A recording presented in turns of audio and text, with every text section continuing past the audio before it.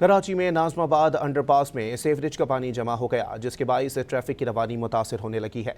इंतजामिया की जानिब से ताहाल कोई इंतजाम नहीं किए गए।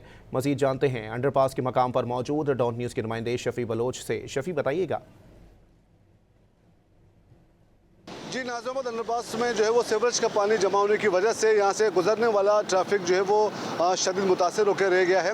इस अंडरपास में जो है वो एक तरफ तो इस अंडरपास की हालत भी खस्ताहाल हो चुकी है, यहाँ की सड़क भी टूट फूट का शिकार है, जगह जगह गड्ढे पड़े हुए हैं। लेकिन जो है वो सीवरेज की लाइन डैमेज होने की वजह से सीवरेज का पानी जो है वो यहाँ पर जमा हो गया है, जिसकी वजह से यहाँ से गुजरने वाले ट्रैफिक को शदीद मुश्किलात का सामना करना पड़ रहा है। इस सूरत हाल से जिन शहरियों को पता है कि इसकी हालत यहाँ पर जो पानी जमा है, मुतबादिल रास्ता लिए कुछ शहरी मजबूर हैं, जिसकी वजह से इस अंडरपास की हालत ख़राब होने के बायस एतराफ़ की सड़कों और शाहराहों पर भी जो है वो ट्रैफिक का दबाव बढ़ गया है, क्योंकि बहुत से शहरी जो है वो मुतबादिल रास्ता इख्तियार किए हुए हैं। यहाँ से जो बड़ी गाड़ियाँ हैं वो अचकोले खाते हुए यहाँ से गुजर रही हैं और मोटरसाइकिल और छोटी गाड़ियों को भी यहाँ से गुजरते वक्त सख्त दुश्वारी का सामना करना पड़ रहा है।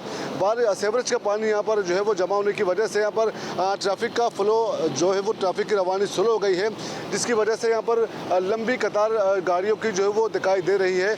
जगह जगह जो है वो ये सड़क भी टूट फूट का शिकार है, खस्ता हाल हो चुकी है ये सड़क भी, और सीवरेज का पानी भी जमा है।